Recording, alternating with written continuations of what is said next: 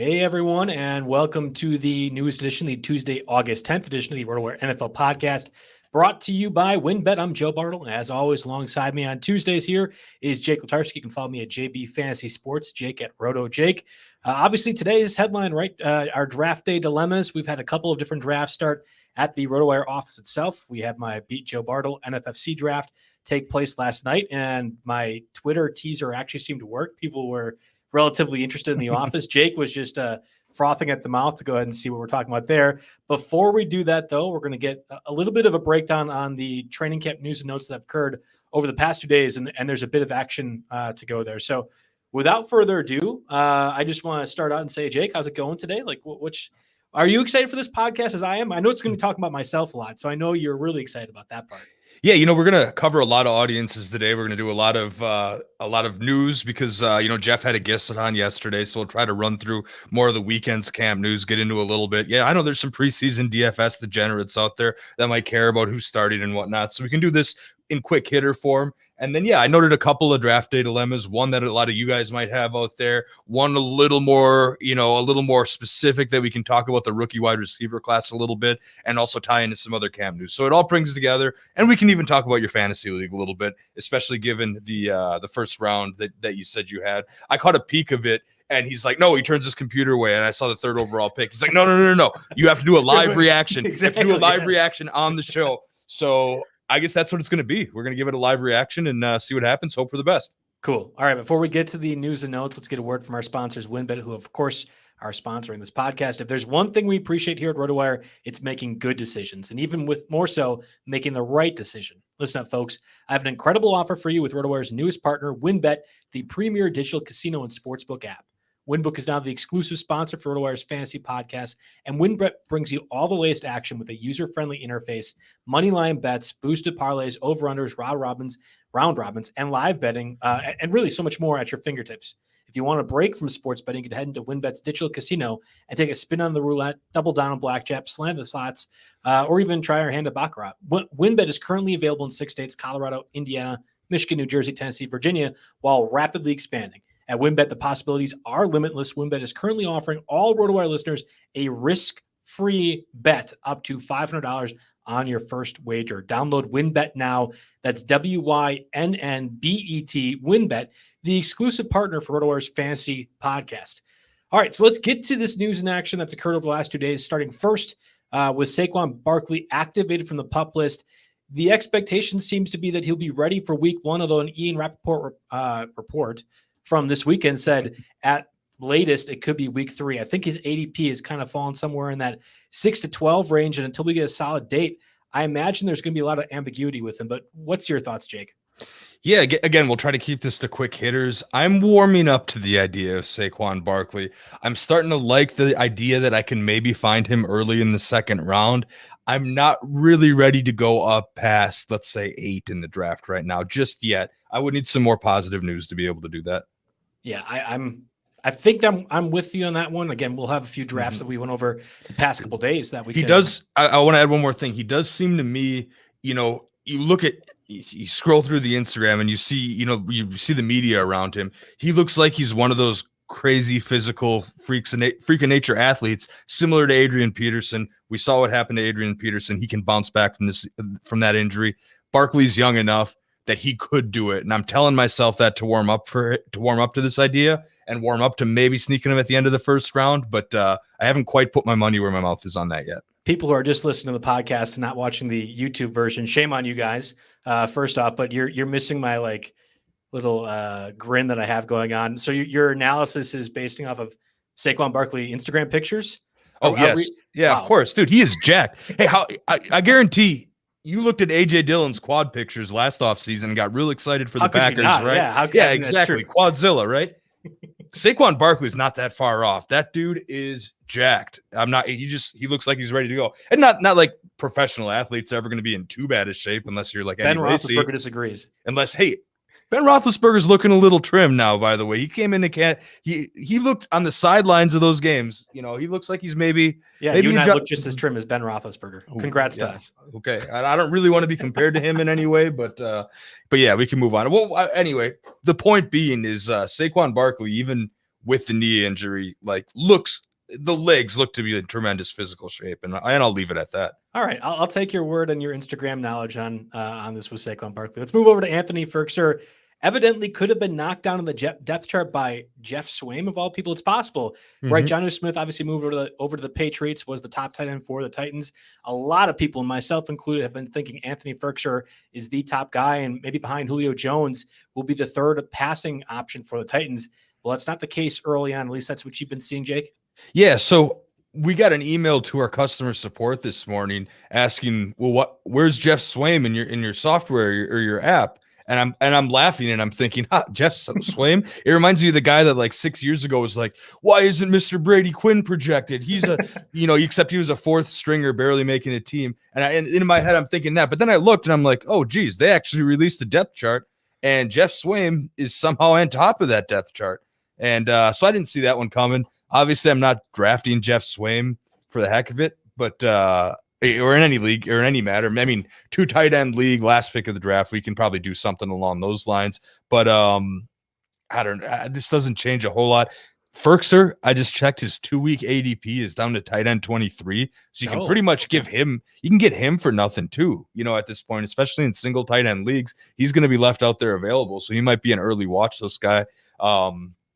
I don't know. My strategy with tight ends is always grab one of the top 3 if I can. Otherwise, just punt it. So if I'm just punting it, maybe I'll snag him at the end. But if I'm grabbing one of the top 3, I'm not picking up the backup tight end until I need him. Jake, you're spoiling my NFFC draft. What are you doing? That's the strategy I applied. I swear I haven't seen it. I haven't seen it at all yet. So this How can I do a live reaction? This is going to be a full-on reaction. You dropped the screenshot at the very, very bottom of our document. Yeah, so just to hide for you. I agree with you. And Anthony Fercer, if I was to be drafting a tight end, was in that range, has always been my tight end 2 or tight end 3. And I think still at that price, it makes sense. The Chargers, for example, listed Justin Jackson as their backup behind Austin Eckler. That means Joshua Kelly, their 4th-round pick last year, is like 3rd or 4th in the depth chart. Maybe that's true. Maybe it's not. I think in some ways these early depth chart releases are meant to ignite a fire in some of these players, and maybe Anthony Fercer is that guy. And you could go another way with this, especially at tight end. Sometimes these teams like to use blocking specialists in particular or something like that. I'm not sure Jeff Swaim necessarily fits that category, but I'm not I'm not moved off from Anthony Fercer yet just because of 1 week with the depth chart release. That's if anything in a 14-teamer, you can get him in the last round basically, and that's probably a good thing for you. Yeah. Jacob Eason and Ellinger. Is it Sam Ellinger? I'm doing it without memory. Sam Ellinger, right? I've got Sam Ellinger. Yep. Okay. Yeah. So Jacob Eason and Sam Ellinger are actually sharing reps in Indy. And this follows a tumultuous last week where Jacob Eason more or less failed in his first team rep opportunities. I think you look at some of the comments that Frank Reich made, I think on the Thursday or Friday practice that I was watching, or at least watching the beat of it. And he was kind of suggesting we don't want to move off Jacob Eason yet as the starter, but Ellinger's been doing enough where it's possible that he should be considered in that capacity. Sure enough, we see them start to split first team reps. At this point with the Colts quarterback situation, it's a difficult endeavor to really find any fantasy value out of it, whether it's Carson Wentz and waiting for him or Eason, maybe getting 3 or 4 rounds, Ellinger too. It's a whole stay away scenario. And you mentioned it a couple of podcasts ago with T.Y. Hilton as one of your fades. I mean, I think you're still in that direction, even if it's Ellinger at quarterback instead of Eason.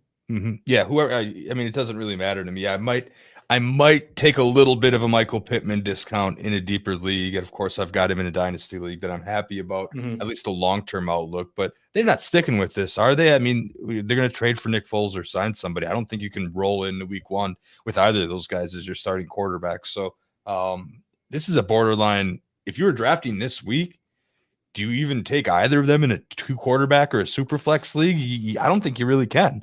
There's backups that are going to be better. Like you take Trey Lance before either of those guys. That's you know what I mean? Yeah. Granted, that's the first one on the list, but you're taking backups before those guys. Yeah, and Jimmy Garoppolo, you think is the presumed starter at that point too. And there's a few scenarios. I think in a 2 QB league that you're like 12 or 14 teams, you can make a case for Ellinger. I actually think Ellinger has more upside than Eason does. And it's mainly based off of the type of comments that we've been seeing out of the Indianapolis camp right now, where they're just unloading, it feels like, on Eason as a guy that is not even capable of being a backup, much less a starter. That's at least the reports I've seen. So we'll kind of have to monitor it. This preseason is going to be huge for the Colts quarterback situation, because you're right. You would imagine they're going to go ahead and acquire a veteran or something to that effect. But if there are none available, and that roulette of quarterbacks really happened early in the offseason, you might be stuck with an Alger and Eason. And if that's the case in a deeper 2 QB format, you might have to go that direction. But again, we'll have to see. Very rough. No Aaron Rodgers in the preseason. I guess that's not surprising. Probably one of his demands that that he made with the Packers when he decided to join. I don't think he's been in the preseason the last couple of years any more than a drive or two. So I'm not surprised by that. Yeah, I'm skimming the headlines and jotting stuff down, and that's one of them that made our top news, which is, I guess that's good because that means there haven't been any serious major injuries here as I hammer on this wooden table. But no, I mean, I don't want to see him play the preseason. He has absolutely nothing to gain. So no, I completely agree with you on that one. It's really a non-story. J.K. Dobbins listed as a co-starter with Gus Edwards for the preseason game 1. Also not surprising. You and I have been pretty famously, and I say that in air quotes, famously, been doing board bets with Culver's rewards on the line for a number of years. I actually broke the Culver's board bet streak already to start the year with one of our good colleagues and a friend of mine, Harry, who's on the tech team over here, and also stupidly smart, unfair smart, really, it feels like. And I said, I think J.K. Dobbins will have more rushing yards than Ezekiel Elliott at the end of the year.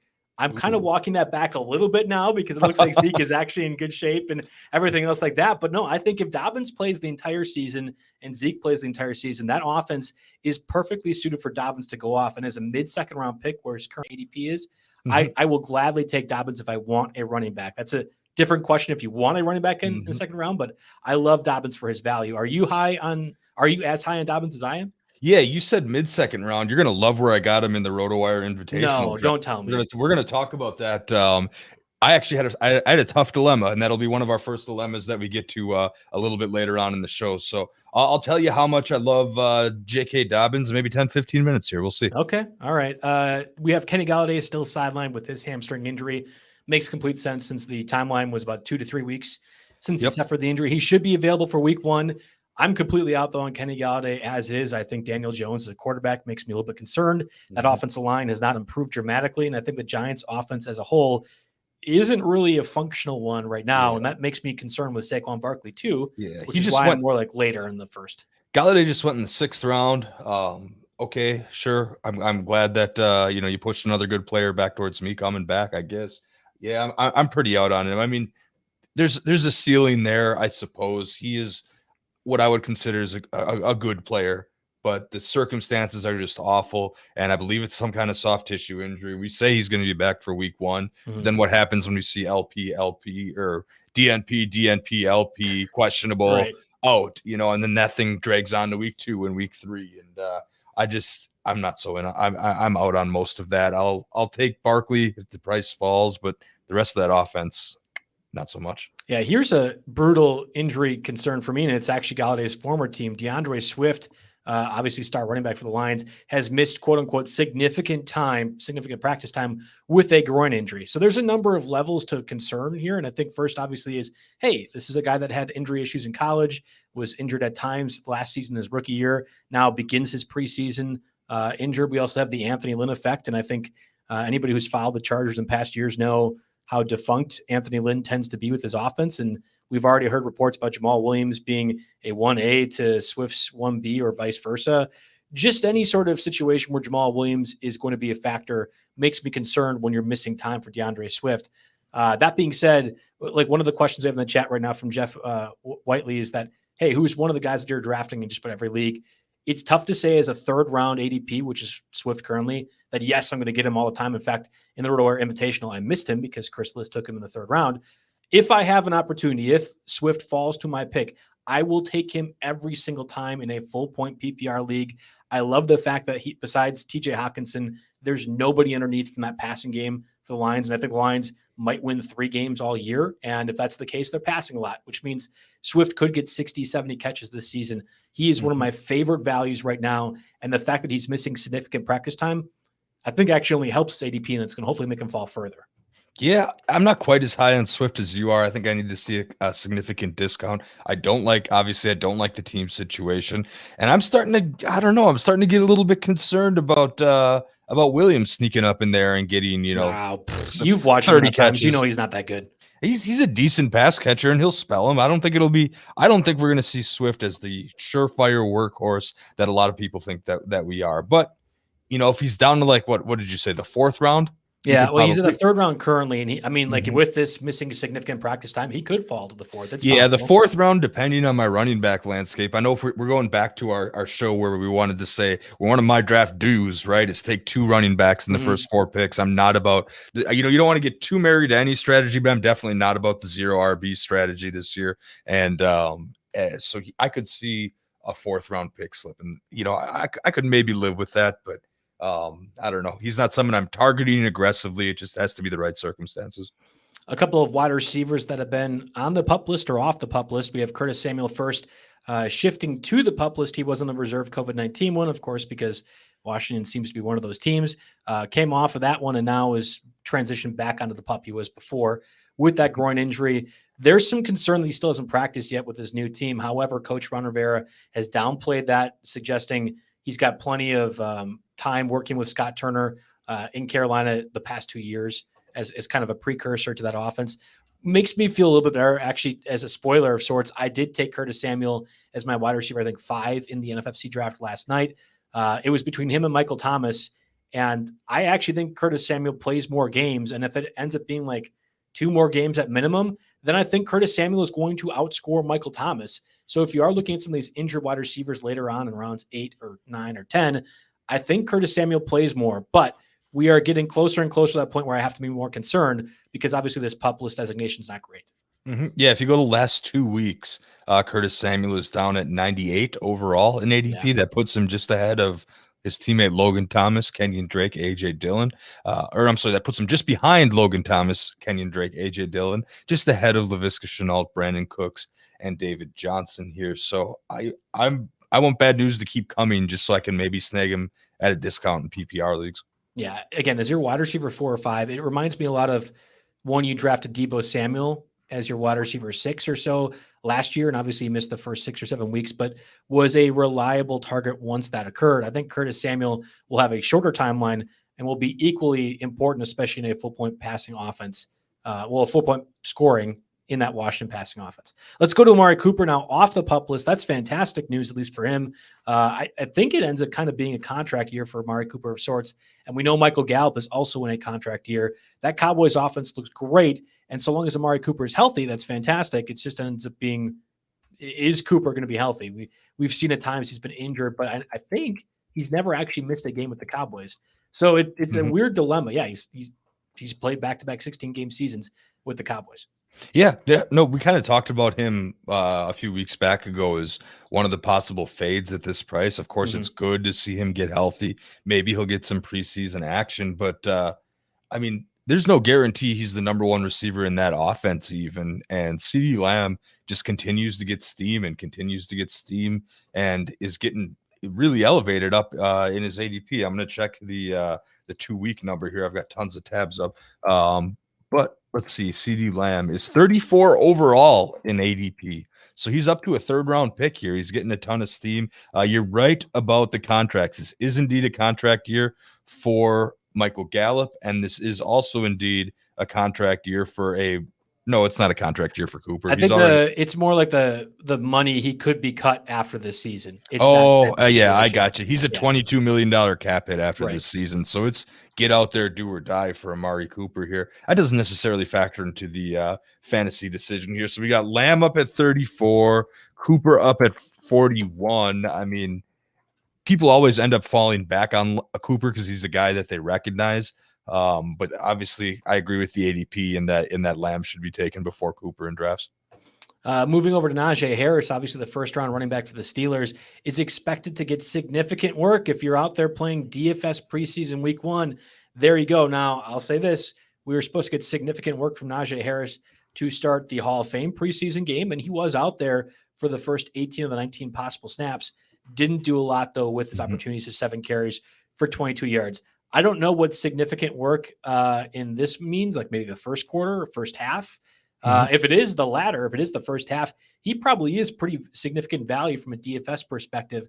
I know you and I are both lower on Najee Harris than maybe some of the other colleagues in the fantasy industry out there. So I'm not exactly like, this isn't going to confirm or deny my opinions on Najee Harris. I think that offensive line for the Steelers is the bigger concern, and whether or not they can hold up against actual, I was going to say week 1 talent, but starter level talent That will be the bigger concern for me. I mean, his line in that first game was 7 carries for 22 yards, right? And I think you're going to see a lot with the Steelers this year. You're going to see a lot of 7 carries, 22 yards first half lines for him behind that. Now, every day you see a new report about his athleticism out of camp. He's hurdling people and tackling drills. He's the next coming, the next great athlete. That's all well and good, but if you can't get anybody to block for you, you're going to have a hard time. And, maybe he can help himself by getting a good hold on the offense. Maybe his vision will adjust just fine to the NFL level, but it's just overall not as positive of a situation as I would have thought here. And he would have to probably go deep into the second round for me to start thinking about it. Yeah, I think I would I'm definitely taking Swift over Harris. Okay. I'm taking Dobbins over Harris. I don't think I've seen a draft yet where Swift has been taken before Harris. I know. That's not you haven't watched any of my drafts then yet. Dobbins over Harris is something that I would probably consider. Are you on board with that? Yep. Dobbins over, Swift over, and then I think this one's normal, but I would take Antonio Gibson over Harris too. Yeah, their ADPs are really close. And Aaron Jones too, right? Yeah, I would take Aaron Jones. Yeah. And Saquon? Yes. And Nick Chubb, and then all the obvious guys. Nick Chubb, I'm taking top 5 if I can. Yeah, for real. Yeah, we love Nick Chubb. This is a pro Nick Chubb podcast. We're a Chubb podcast, that's for sure. All right, take final news for the training camp edition here, or training camp the last 2 days. Drew Lock is going to get the preseason game 1 start over Teddy Bridgewater. Now, of course, that means almost nothing when it comes to the actual week 1 stuff. Mm-hmm. But again, just a reminder, the Broncos have a pretty heated quarterback competition now that they were unable to pry away Aaron Rodgers from the Packers. Locke, obviously the incumbent and has struggled at times. Teddy Bridgewater, newcomer, a little bit less of a throw power of sorts, but there's a lot of weapons in Denver. And if they do end up hitting on the right quarterback, whether it is Bridgewater or Locke, there's an opportunity for them to be fantasy relevant, even in a 1 QB format, kind of as a QB2 or even later. But certainly in 2 QB formats too, I think you can make a case for Locke being on our podcast quite a bit as the free agent edition of the RotoWire shows. Mm-hmm. Yeah, he'll definitely be a guy that we're going to talk about in the streaming section just about every week when we have good, again, provided he wins the job here. Now, he's got nasty weapons here. Sutton, Judy, Hamler's supposed to be good. Tim Patrick was serviceable last year. Your boy Noah Fant. I was just going to get to that. The one part of the Denver offense that I'm actually going to aggressively target is Noah Fant, because there were a couple of drops last year. He can fix that. He has got, he's got athleticism just as good or better than any NFL tight end. And if I'm not getting the big 3 of Kelsey, Kittle, Waller, Noah Fant's the first guy I'm targeting later on in drafts. Yeah, I think there's a good case for him to be made as one of those like tight end 6 through 10 range. He's the high upside play, whereas if you're looking for safer production, Logan Thomas fits that category, even a Dallas Goedert, although with Zach Ertz seemingly back with Philadelphia, maybe that does cut into his workload. That's probably a different conversation for a different day. So that does it for us in the training camp portion of this podcast. Right, again, we kind of covered both Monday and Tuesday news. There's going to be a lot of other action, I'm assuming, throughout the week as we kind of gear up for this first week of preseason action. Again, we're going to have NFL games now, or at least football games in general, until February, whether it be college or NFL. I'm excited about that. So good news all around if you are a football fan. Let's get a word from our sponsors, Dynasty Owner. Are you tired of the same old fantasy football leagues that get canceled after a year or so? If that's the case, Dynasty Owner has your back. Go to dynastyowner.com. New leagues for the 2021 season are forming right now. Dynasty Owner unites the fun and excitement of fantasy football with the skill and strategy of the front office by incorporating a salary cap and real NFL player salaries for diehard fantasy football fans that want the real GM experience. Dynasty Owner adds a whole new level of strategy to the fantasy world. Are you worried that you won't be able to find anyone to play in your league with? Well, don't, because Dynasty Owner can help you fill your league with fantasy football enthusiasts like yourself. You won't have to worry about finding enough players, and you can choose to start a league, join an existing one, or purchase a team from a previous owner.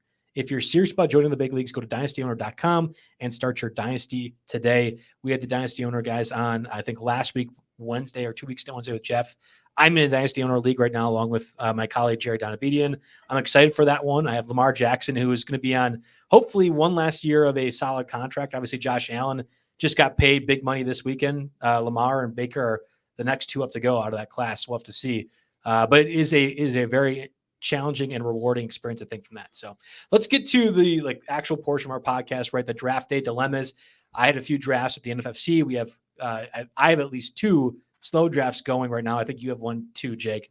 But you kind of outlined a couple of different what would I do in these scenario things? And I think it's going to be an interesting one to kind of go through together because I think we have obviously different opinions. Do you want to kind of give a precursor for? Okay, so the first one I wrote down, I was drafting first overall, so I took McCaffrey first.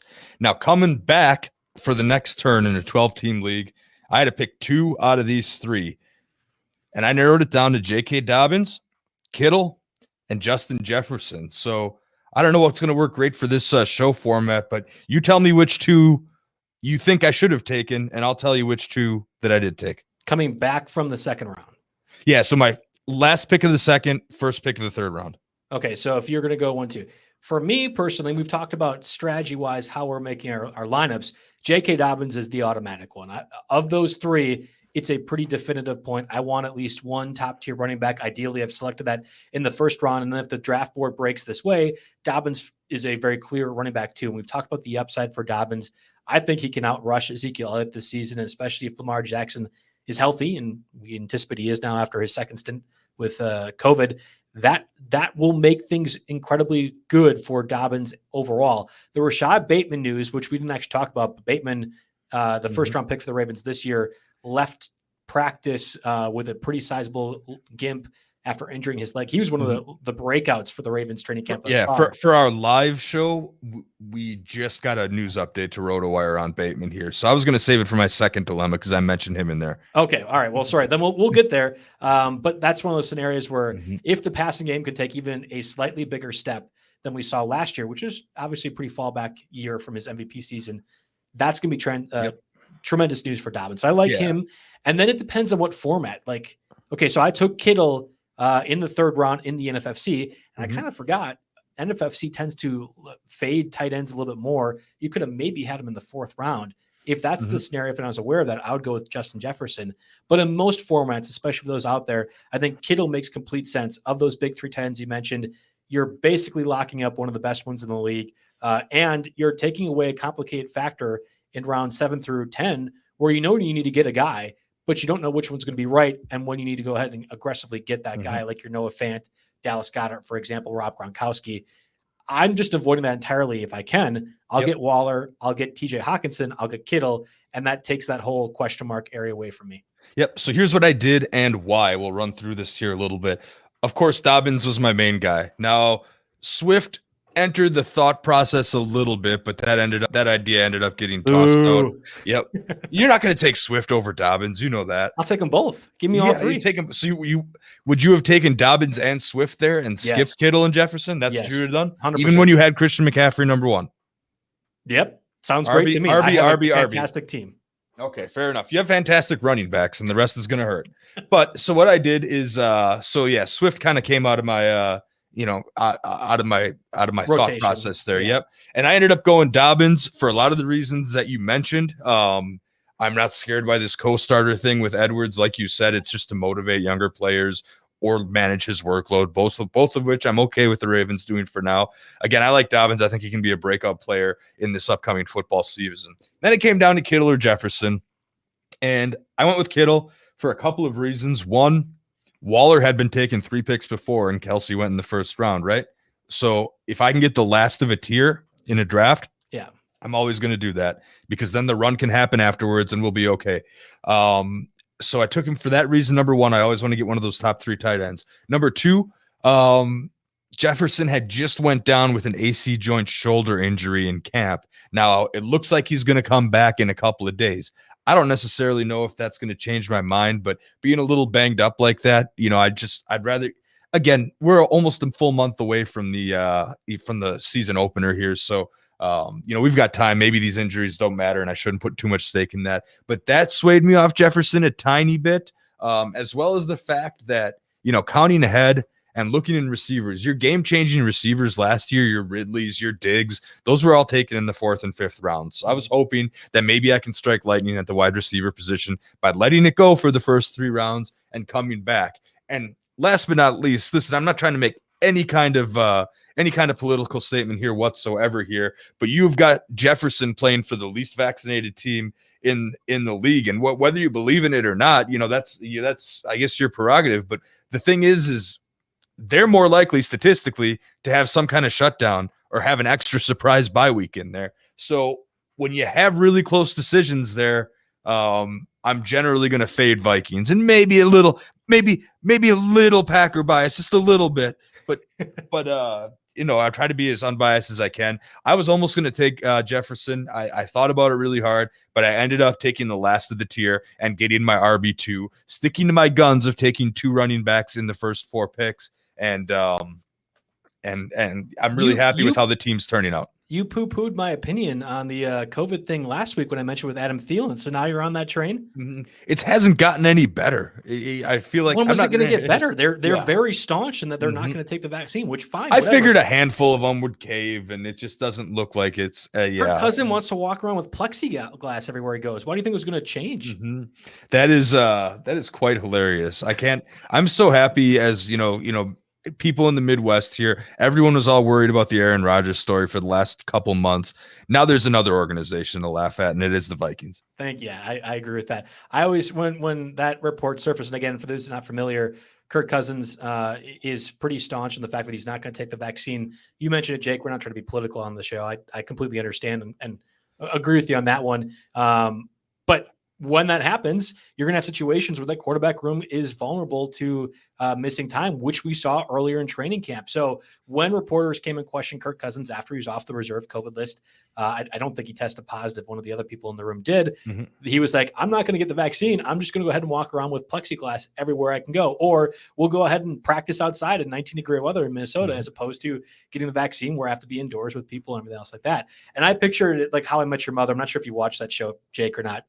I feel like most of America has watched it, whether they liked it or not. And Ted Mosby for a long time was doing that Halloween thing where he's got the ticket, the hanging Chad costume. And I'm just picturing plexiglass all over Kirk Cousins in that instance. Maybe it's not a good analogy, but that's always what I was it makes me think of the classic film with Jake Gyllenhaal, Bubble Boy, if anyone remembers that. No, you've outdated me on that one. Yeah, I don't know. Just a terrible movie when he was starting off his career. And the premise is he walks around in a plastic bubble because I don't know, he got some sickness or something along those lines. There's easily a way you could make that movie in 2021 and it'd be a really meta thriller for sure. They should just reboot but keep Jake Gyllenhaal. I think that'd be hilarious. That'd be pretty good, especially after his comments about how he doesn't like shower or something like that. I think I saw that trending on Twitter the other day. Okay, you've got me off the rails. We've gone off the rails. All right, come on, let's bring it back in. You got a draft day dilemma, right, Joe? No, I don't. I have. I guess I had a draft day dilemma. Did you have any big dilemmas in the NFFC draft last night? We can do all mine, I guess, but no. I mean, it's true. So I forget at times that the NFFC format is a lot different than any other one, which makes it really compelling and really challenging, and that's why I love doing these drafts. Very thankful I got to do a Beat Joe Bartle League this year. But the conundrum ended up being that 3rd to 4th round turn. So in the NFFC, it's 3rd round reversal. Back end of the draft gets to pick once more. In hindsight, in NFFC, you could actually choose where you want to pick. In hindsight, I would have rather went picks 10, 11, 12. I had the 2nd pick, which was fine, get Dalvin Cook. I came back with DeAndre Swift at pick 24, which is okay. Joe Mixon was afterwards. Chris Carson was afterwards. Or sorry, not Carson. It was later on. But then the swing ends up, all right, do you want wide receiver? Do you want tight end? Or do you want to go quarterback or something else? And I ended up taking George Kittle in the 3rd round, which is okay. The plan being, what do I do in the 4th round? David Montgomery ended up being my selection. I took 3 running backs within the first 4 picks. Guys afterwards, Chris Godwin, Tyler Lockett, Cooper Kupp, DJ Moore, Deontay Johnson. My thought was I'm going to zig really when everyone else seemed to be zagging.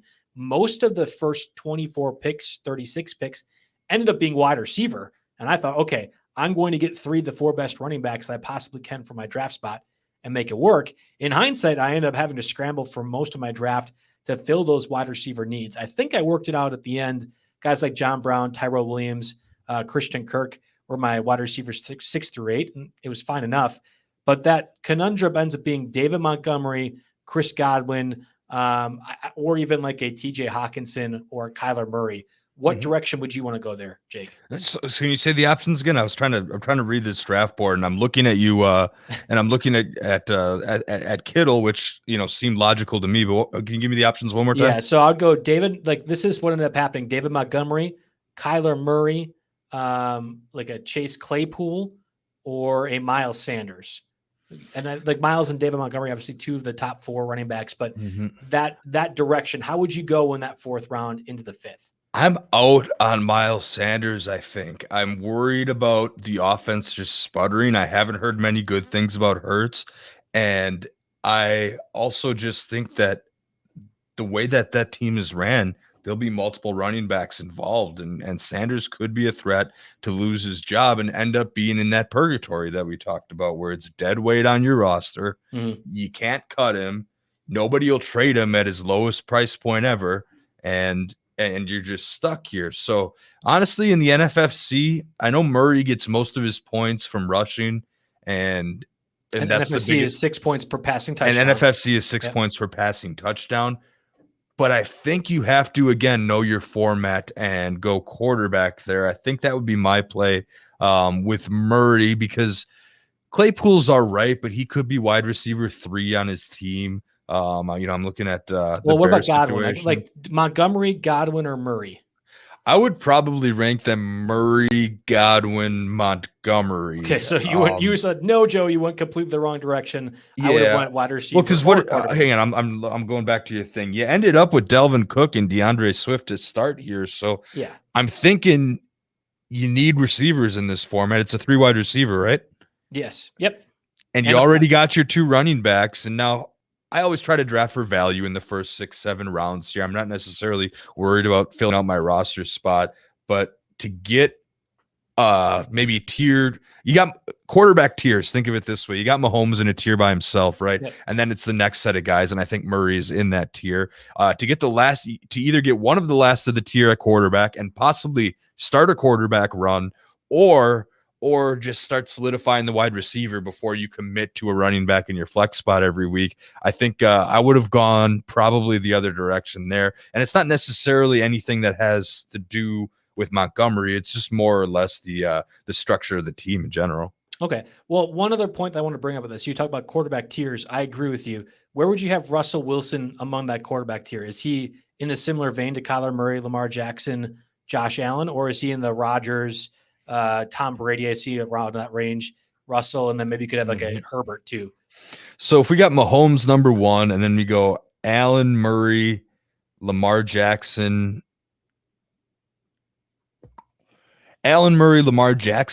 I think could be their own tier. Their tier. Okay. All right. It's basically, you call it the rushing quarterback tier. I mean, they're going to be valuable for that reason.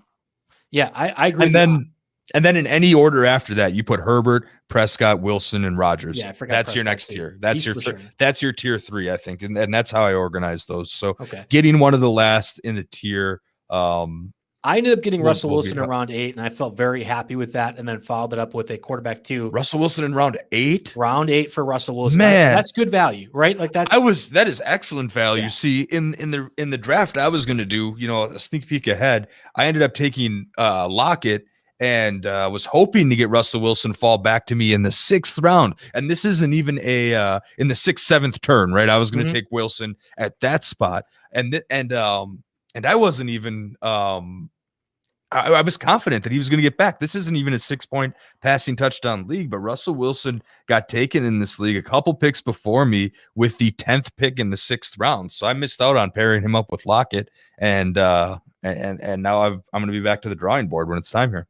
Yeah, it's not like I really target any specific quarterback. Any of the Rodgers, Herberts, Wilsons, I'm fine with. Maybe it's the Stafford and Brady that I tend to avoid in that range. But I thought at that point it was tremendous value. And again, Lawrence followed up at quarterback too. I want to go back to your dilemma, though, that you have a number 2 draft dilemma. And this is actually probably more catered to the rookie and dynasty leagues. Am I right? Yeah, this one will give us a little bit of a chance to talk about the rookie class and maybe give some sleepers possibly for deeper leagues here. So, of course, I won our inaugural dynasty league last year, so I was stuck down with you have to just go ahead and throw it out there right away. Yeah, we're just going to lead off money with in the that. line, Jay. Come on. We did a little side bet for the playoffs here. You wouldn't know because you weren't there. I was. So, I just got bounced the first round. You just got bounced the first round. Okay. Fair enough. Anyway, though, that means I ended up with the 14th overall pick here. Some background: I've got Jonathan Taylor and Derrick Henry indefinitely, which I love for that league. And it was time to beef up the wide receiver position. I needed a surefire wide receiver. Jamar Chase surprisingly went number 1 overall. Devontae Smith was the next receiver taken. followed by Jalen Waddle and Elijah Moore. And then a lot of quarterbacks went in the first round too. There are premium on quarterbacks in this type of format when the rosters are so deep and you can keep quarterbacks indefinitely here. So with Chase, Smith, Waddle, and Moore all off the board, I had narrowed it down to 3 different players. One was Rashad Bateman, who was drafted in round 1, 27 overall by the Ravens. 2 was Rondale Moore, who was drafted in round 2, 49th overall by the Cardinals. 3 was Terence Marshall, drafted in round 2, 59 overall by the Panthers here. I'll give you a chance to guess what I did or say what I should have done, and then I'll give you my reasoning behind those 3 guys and why I took who I took. Yeah, for those listening for this podcast, we did this draft back, I think, even before or directly after the NFL draft itself. So we have hindsight now to see Elijah Moore, killing it with Jets camp. Rashad Bateman was looking great prior to this injury as well, too. Terrace Marshall has actually been a surprise stand-up for the Panthers as well, too. And a guy that I was upset I could not draft in the NFFC. He got sniped a few picks before. I would have went Bateman if I was you at the back end of that first round, I think, from a value perspective. And maybe it's the Big Ten bias, right? He came from Minnesota. We've seen him play a little bit more.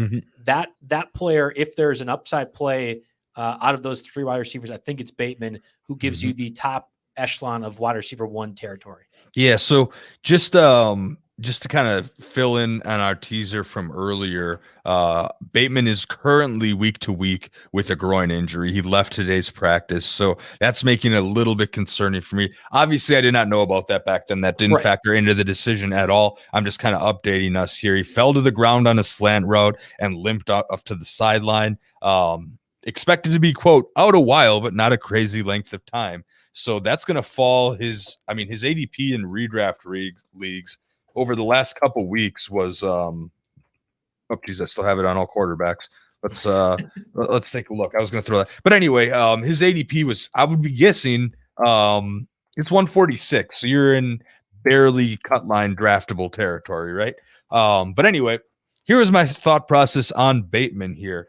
Not that he can't necessarily advance up the depth chart, but in my eyes, he is the 4th, maybe even the 5th pass catching option on a team that does not like to pass at all. This is one where the team context completely ruined it for me. Obviously, after winning last year, I know I can do it again. I have to think of the immediate future here as to who can help, who can be likely to contribute right away. So I ended up passing on Bateman. And looking at this Ravens depth chart, I'll just kind of give you a rundown here of where my thought process went. Marquise Goodwin, he could fall down the depth chart. That's entirely possible. Marquise Goodwin, that's not what I mean. I meant Marquise Brown. Apologies there. Marquise Brown, number 1 on the depth chart in theory until he kind of fizzles out at some point. Sammy Watkins is involved in that team. I don't know how involved he's going to be. In theory, Mark Andrews would be the 3rd pass catching option on that team. And you could even argue, we both love J.K. Dobbins. J.K. Dobbins could be the 4th pass catching option on that team. So that would put Bateman down as, for at least the 2021 season, as the 5th pass catching option on a team with one of the worst pass rates in the National Football League. If they have their way, they will run it 50 times a game. If their defense holds up and allows them to do that, that's what they will do. And I don't necessarily see that changing in the next couple of years, especially if they sign Lamar Jackson to that big extension that he's angling for. He's going to maybe try to get that Baker Mayfield money a couple years, before his contract is due, or the Josh Allen money. I'm sorry. Baker Mayfield's trying to get the Josh Allen money too. Yes. I apologize. Yeah. But anyway, so for those reasons, team context completely ruined it for me. I'll go to the next one by draft order. And the next one I evaluated was Rondale Moore. Here's an interesting one. He's also a little bit further down the depth chart, but I trust the offense a bit more. And also, if you go to Arizona, you look at the guys in front of him, pretty shaky injury history here, right? I mean, DeAndre Hopkins has been steady, but Christian Kirk's been injured off and on. AJ Green is a guaranteed walking injury every single year. So I don't necessarily worry so much about him being 4th on the depth chart. But, what did worry me necessarily was the fact that the stature, he is listed as 5'7", 181 pounds. And that would be, if he can succeed in this league, that would make him a pretty big outlier in terms of guys that are, that are able to succeed even at the slot receiver position. And listen, some of that is coming true to some degree here. He's not on the field for or for last week's practices for undisclosed reasons. He departed practice last Thursday due to a precautionary issue. I don't think was going to return value early, and I don't think that he's necessarily physically ready to hold up to the NFL. Of course, he could prove me wrong very much, but I wasn't ready to use that pick on him, which brings me to Terence Marshall with a guy that I did take, Terence Marshall, round 259 overall to the Panthers. I saw this as an immediate advancement opportunity to sneak in and be the wide receiver 3. Robbie Anderson is going to be an unrestricted free agent after this year, and DJ Moore is only signed for 1 year after. And in that year after, in 2022, DJ Moore would be an $11.1 million cap hit, I believe. I saw Terence Marshall stepping in to Curtis Samuel's role as a slot receiver. Now, the other question is, of course, they fall number 3 if you rank all these teams' quarterbacks here. But you know how I feel about Sam Darnold. I think he's a slightly underrated quarterback that's had to deal with horrible situations for his time in this league. So I think we can see improvement at the quarterback position. I think there's a room to advance Terence Marshall in to be fantasy relevant this season, and then he's set up for the long term with how that position group looks. So that's the move that I ended up making over Bateman, and I'm feeling good about it now, but at the time it was a much tougher decision. Yeah, and again, Terrace is looking pretty darn good in Panthers camp right now. He's almost guaranteed the spot as the slot wide receiver for the Panthers. And say what you will about that offense, or Sam Darnold in particular, I think there's going to be plenty of opportunities, even with CMC back, for the Panthers to be passing often. DJ Moore, Robbie Anderson, both were 1,000-yard receivers last season. Maybe that workload gets cut a little bit with Terrace being an effective guy. And in your position as somebody that's trying to defend his reigning championship, I think that's the one that becomes the most immediate play.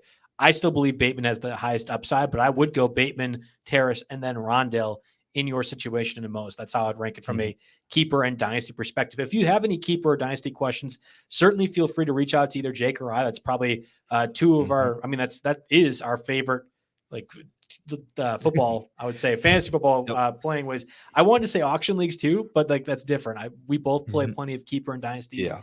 You talk about your crappy keeper league all the time. It's fantastic. Yeah, I mean, the league that I'm referring to is a dynasty draft where, you're taking Terence Marshall 14 overall because it's a rookie free agent draft, right?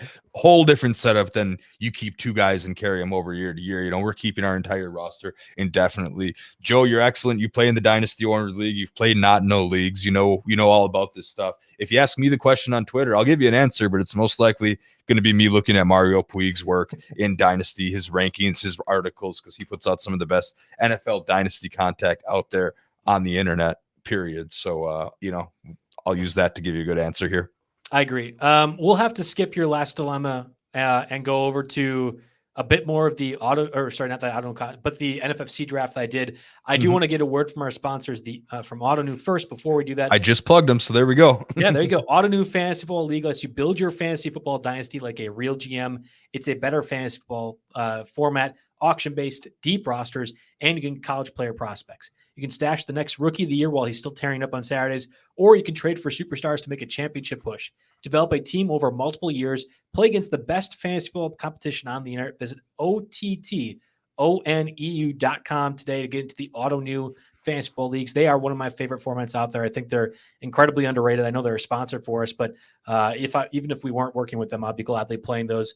I'm in 2 different leagues now. I like the auction format. I like the fact that you can bid on college players, and there's a lot more strategy involved with a combination of those than I see elsewhere in fantasy football. So if you really are looking for a different challenge, I would recommend the guys over at OTTONEU, AutoNew.com. And then we also have a word from our sponsors, Quick Blue Wire. All right, we're back from the show here. Rounding things out last 5-10 minutes or so, I did because I teased. It's only because, Jake, I teased it so well that we had so many people on Twitter asking what the NFFC draft looked like that I feel like we have to spend a little bit of time talking about. Yes, let's hit that. Hopefully I will have a chance to write my article tonight. My plan was to do it last night right after the draft was fresh. And then we had solo parenting duties for basically all of last night and into this morning too. So it was a little bit of the struggle with the 5-week-old baby, but we made it through. It was interesting. So the reason why I thought the first round in particular was crazy, I had the number 2 pick again in the NFFC format. You can choose where you want to pick. And I was lucky to get number 2. In hindsight, I would have rather had the back end of the first round, that 10, 11, 12 range, because that third round reversal. I think that ended up playing a part in some of these people's drafts. And in fact, either we have people listening or follow me on Twitter right now that were a part of it. And I'll be curious if you guys listen to the show afterwards to kind of give me your strategy. What was your reasoning behind some of the picks? But the head scratcher immediately started with number 3 pick ended up being Travis Kelce. Christian McCaffrey, Delvin Cook, number 1 and 2, no problem. But Kelce at number 3 might be one of the highest NFFC picks I have ever seen for him. That's stunning to me. Yeah, that's a little bit stunning for me. See, we were talking about this before the show. For me, the first 3 picks in just about any single draft, at least with any PPR component, you go McCaffrey, Cook, and Kamara. I think that's about set in stone. You could probably talk me in to Derrick Henry at number 3 if it is a complete 0 PPR format. I can live with that. Okay. So I think those first 3 picks are set. Then after that, if you wanted to sneak Devontae Adams or Travis Kelce into that, I'd at least hear your argument. I would probably prefer Nick Chubb if I'm making that pick there. But those guys do start to come into play here. And given what you told me about the tight end discount kind of in the NFFC, I was a little bit surprised to see that go so early. And then that throws off the entirety of the first round. And it really did. I honestly believe, again, there was people that were participating in this league that are following me on Twitter right now. This was a Beat Joe Bartel league, so I assume some people were looking forward to that challenge. You guys weigh in. I was thrown off, and I had already made my pick. Like, I wasn't going to make it for another 10 minutes or so at the back end of the second round. But Kelce, number 3, immediately followed into Aaron Jones at number 4. Again, Ezekiel Elliott, Kamara, Derrick Henry, Tyreek Hill, Devontae Adams are all available. And Aaron Jones goes number 4. And I get it. If you are an Aaron Jones stan, you really like Aaron Jones, if you have the number 4 pick, you're not going to be able to get him.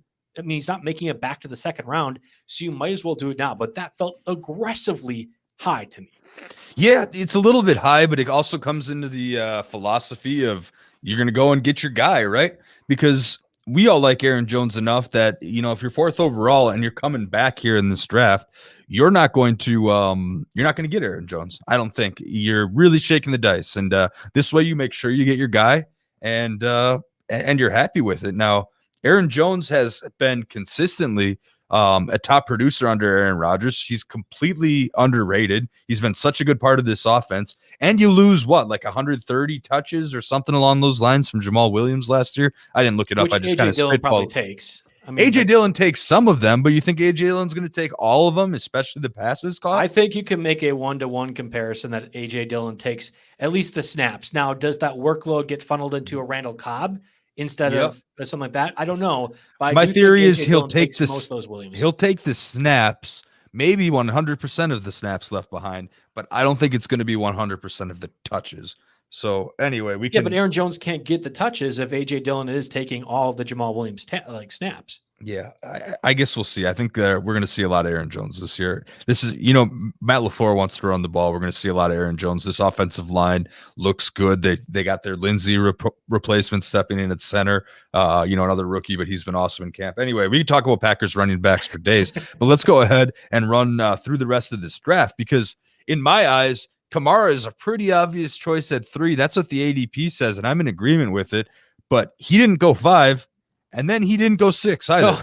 No, he went number 7. I mean, I couldn't imagine if I had the number 7 spot, which I believe, and I will still stand to this, probably at the end of August, that 7-8 range, if you're in a normal draft, is the worst spot to be in because you have to decide between, do I want to take a wide receiver like Hill or Adams if they're left, which is probably yes. Do I want to dip into the Austin Eckler range or Saquon Barkley range or Nick Chubb range? Well, I don't know. I mean, they're all kind of a step down.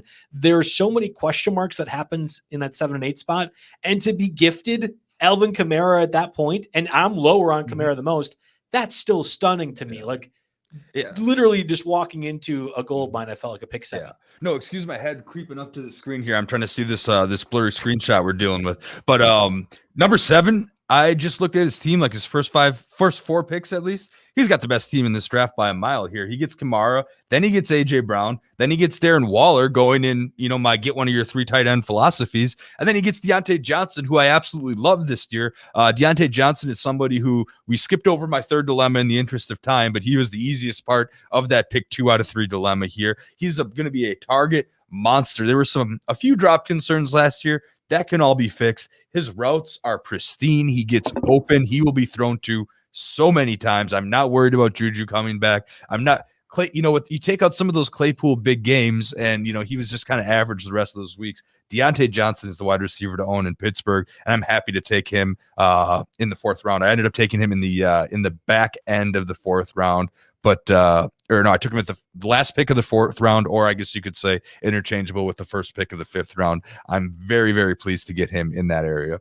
I got so excited about you talking about Deontay Johnson. I just had to punch my mic. There's no reason just to throw hands up in the air. I know when I'm in that media room, I'm always adjusting the mic here. I fidgeted. It like fell off once, and now I'm paranoid about it, and I'm always going like this. Yeah. This one's not on a crane. It's on the ground, so we're good to go. I differ on Deontay Johnson, but that's probably a different podcast. Maybe the guys that we differ the most could be a great theme for future weeks as we kind of struggle through the rest of this preseason. I rostered him last year in this exact format, and he was so productive down the stretch. I fell in love.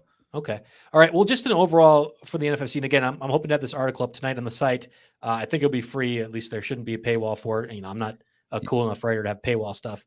The strategy. I'll fix it for you if it isn't. Good. Thank you.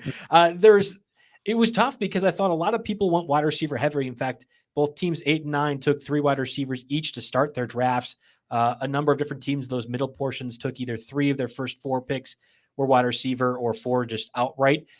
So I thought, okay, if I see that, the natural thing is to zig when somebody else is zagging. So that was the reason why I took David Montgomery as my 4th pick and my 3rd running back.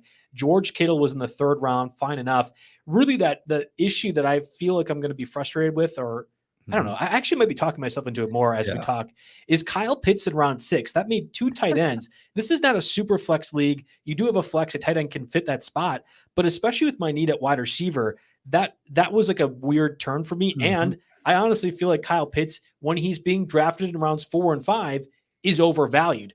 At round 6, that was the best value to me because afterwards it's Kenny Galladay, Juju Smith-Schuster, Elijah Moore, Jarvis Landry. Those were the wide receivers taken. As much as I need a wide receiver, I'm passing on that. I imagine if you knew you could get Pitts in round 6, you would have taken Godwin in round 3, right? Yeah. But I mean, there was no reason to assume that Suspect was going to happen. Yeah, no, exactly. You're going to have a tough, and then you had Thielen. Was that maybe a panic pick in round 5? Like, oh shoot, I need a receiver? It wasn't a panic. It was more of a, fuck, maybe I can't even say that. I was like, oh darn, I didn't want to make that pick overall. And then I guess I'll have to go ahead and do it because we need wide receivers. And again, he is also refusing the vaccine, which makes me a little bit worried in the same vein. I don't mind DJ Shark in round 7. So you built a couple okay. You rebounded okay, and then you kind of went quantity over quality the rest of the way out. Yeah, and I like there's a lot of value, whether it be John Brown, Tyrell Williams, who's going to be my guy that I roster in probably 100% of the leagues right now, and Christian Kirk. There's value at wide receiver later on, and that made me more comfortable taking those 3. Valdez Scantling at the end. Yeah, I had, that was a total. They're loving his hands this year. We'll just throw that out there. It's going to be interesting. My wife asked me, this is my 3rd time now doing one of these Beat Joe Bartle leagues. How did you feel about your draft? And most of the times I have to be like, I made a mistake. I remember very distinctively my first year, I had Lamar Jackson queued up. The auto draft was going to be taking somebody else. There was no reason they're going to go another quarterback. So I had Lamar Jackson next to go. And for some reason, the team right before me who was on auto draft took him. And that was, of course, his MVP year. I always wonder, would have things changed money-wise if I had made that selection? I think that's like a main event kind of move. That really elevates the team to a new. Yeah, we talked about this in our quarterback or when we were doing draft tips a couple weeks ago. To win your league, the league-winning move isn't to take a quarterback in the top 3 rounds. The league-winning move is to find the guy in rounds 8, 9, and 10 that's going to finish in the top of fantasy scoring. Because I'll remind everybody one more time, we'll just preach here a little bit that in the last 3 years, the top overall scorer has not come from the top 10 in ADP. Yeah, I agree. And again, Russell Wilson in round 8, I think that was an exaggerated situation. I can't even get him in round 6. I'm about to take Justin Herbert. I'm on the clock here. Justin, but Trevor Lawrence in round 11 too. I think those are tremendous values that you have. I don't know. This will be one of those. I have to make a lot of right moves throughout the season, but I do think there's depth in places that I never really had before at tight end, at running back. It'll be a league that I'm going to be very interested to follow, and hopefully good things will happen. We can be in the money for this, and less people will get free RotoWire subscriptions because that's how it goes in these beat giving AJ the hassle of customer service over there. Yeah. No, you can't win a league on draft night. You certainly can lose a league on draft night. I don't think you did enough to lose it, so I'll give you that. Thanks, much. Jake. Thanks. I'll give you that much. Awesome. Well, we're going to have a lot more drafts yet to come. Obviously, the stake league for RotoWire is a huge thing in the industry. I feel like a lot of people follow along with that, and I'm excited for last year. We got to break that news right afterwards. We did the podcast for it. I don't think it's going to shake out this way the same way, but I know we have a few leagues that we could kind of double back on in future podcasts and at least give you guys a bit of an ADP, or at least why we chose to go this way. And here's our thought process, but that'll probably do it for the here's our drafts and what happened in them kind of podcast show as we meander through the rest of the preseason, editions of this. Yeah, absolutely. And before they do the cutoff for underdog best ball leagues, I still want to get one of those going with you guys and the listeners. So I'm going to try to get that going. I should be able to do that tomorrow or Thursday. So stay tuned. Oh, you're going to just exclude me? Wow. No, I said you and the listeners. I'm going to try to get a league going where you just want to actually. And I'll tweet the link, and after watching the NFFC draft, I see an easy mark here. So let's go.